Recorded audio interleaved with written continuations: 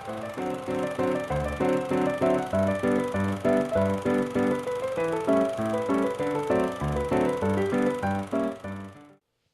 freaks, James here. We're here with movie number 3 in the Road to Infinity War. Today we've got Iron Man 2.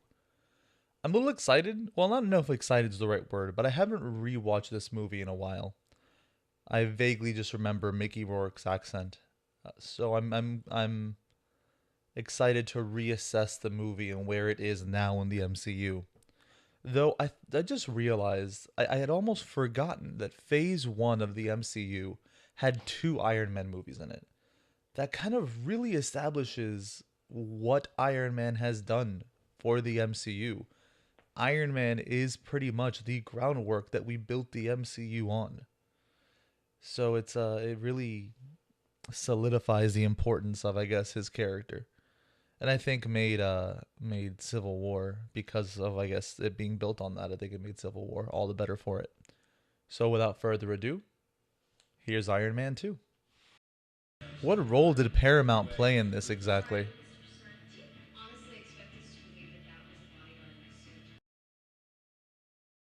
I think to this day, this characterization stands as one of the worst in the MCU.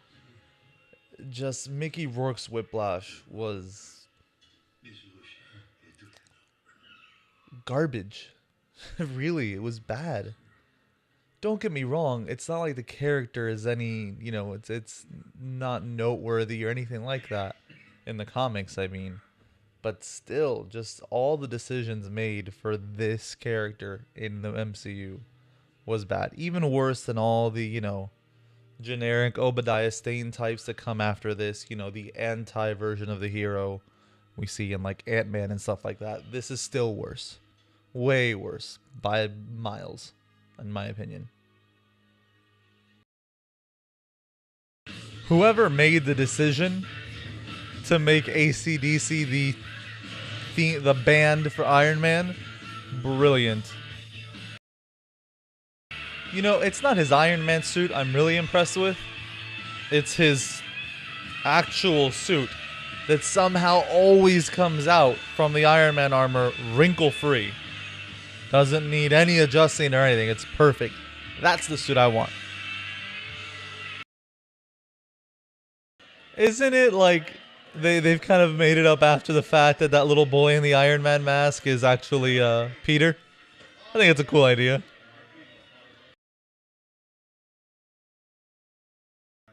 What a huge upgrade from the first movie, where he had that little Sony phone, and now he's got this proprietary Stark phone all of a sudden.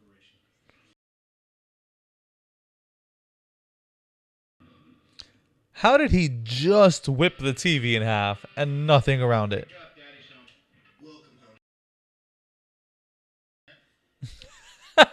The incredulity in her face at being appointed CEO all of a sudden is great. Elon Musk. That's awesome.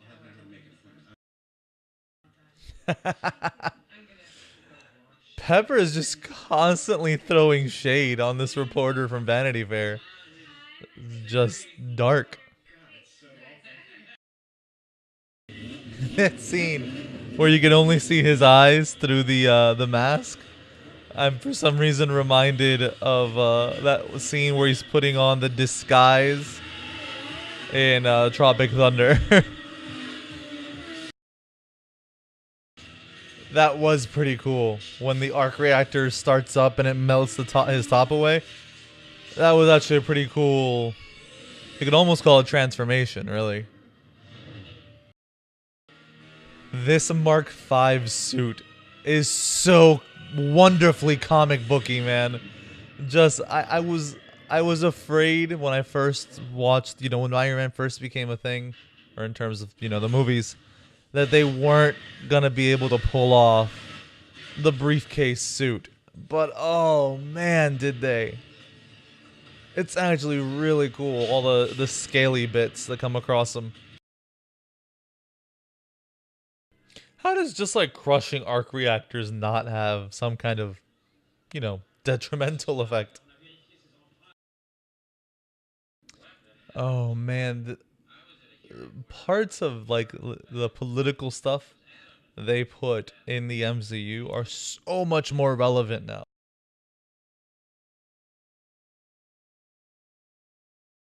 My board. I want my board. Hey, there's the actual hot rod. Why does the high-tech like ailment cause circuit board looking veins and arteries? Is it like physically moving the architecture of his circulatory system? What a flirt. I'd do whatever I'd wanted to do with whoever I'd want to do it with. Wow. She's got that spy game down to a science. uh, he just peed in front of a crowd of people. That's so gross. Jeez, man. Almost repulsed someone through a glass wall. It's in rare form. I love it. Another one bites the dust for this fight scene is great. I think this is my favorite fight scene in all the Iron Man movies. Oh, he said the thing. He called him War Machine. He said the thing. You can see Rhodey's disappointment through the mask.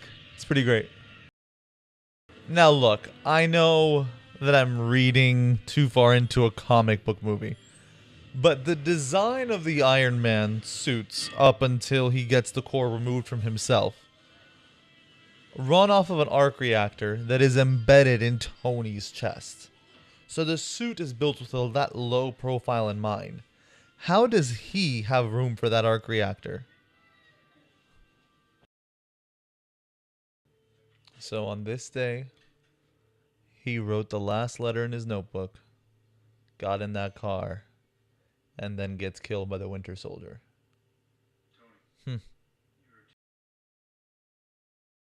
Okay, this thing, this this desk, what is it? Kinetic sculpture. It's called. I remember I looked up how much that thing cost one time, and it was like $800, something ridiculous. At some point here, he has like Cap's shield or a prototype version of Cap's shield or something propping up the tube. I think. There it is. It mean everything will be okay. Ugh, so I don't know, bad.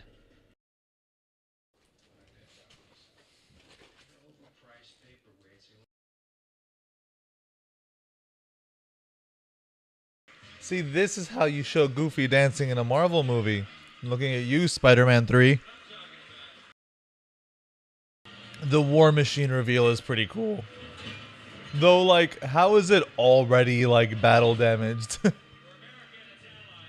It's, like, been freshly painted. You know, forget the Iron Man suit. Even without becoming Vision, Jarvis is by far Tony's best invention. I don't know if I'm inventing this, but I'm pretty sure during this scene where Happy is helping, but where Natasha's taking out all the bad guys, this is when she broke her neck on set. And supposedly, like, to this day, she still can't, like, turn her neck a certain way. Here it is, the official buddy up scene.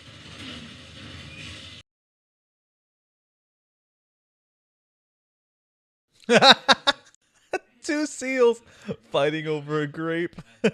Get a roof. See, that's where Don Cheadle's Rhodey shines, I think. The sass. Yeah, see, that's the old Shield logo, like the one it started with, not the more geometric one. I really like this one. There's something, I don't know, stylish about it. I remember when I first saw this after credit scene. It was one of the first times I really like kept myself in the dark about something. When I saw the hammer, I lost my mind, man. When I saw Mjolnir. It's so cool. It's funny too how Marvel after credit scenes. I mean, obviously it didn't start with the MCU. They Marvel movies have been doing this for since X-Men. But it's great how they've changed the expectations of movies now. How people are always like, I don't know if I should leave the theater. So, that was Iron Man 2. Overall, like I said, it's still a weak entry in the MCU. Um, a lot of it is generic and just uninteresting, to be honest with you. Justin Hammer was a funny character, but all in all, kind of useless. Ivan, if I can go whatever, Whiplash was super bland as a villain. Uh, and like just he has reason to do what he's doing, but it's BS. His father was a criminal. Like he's avenging nothing. So it his there's no understanding things from his point of view or anything like that. Like I said, things that stand out are always Robert Downey Jr.'s charm and wit is a godsend to this character, I think. And actually, the introduction here of Black Widow is pretty cool. It's I think a first moment in the MCU where you really start to see it all coming together, like the Avengers, the Shield influence, all of it building up. Yeah, but I mean that's pretty much all there is to say. I didn't have a lot to say about this movie because to be honest with you, it doesn't engage me like the other one, like the first one did, or the Incredible Hulk. It's just not as engaging. Had its cool scenes, the birthday party fight, the buddy up scene with all the drones. I wonder if the drones is where Tony is, like if Tony eventually got that idea and turned it into the birthday protocol, I think it's called. Um, I'm not sure. It's interesting to think about. Then yeah, I mean, there's not much else to say. Next up in the marathon is Thor. And I'm kind of excited to get there because that one was a weird one. That when I remember when I first heard they were actually doing a Thor movie, my mind was like, really? And then it happened. So I'll see you there, freaks. Bye.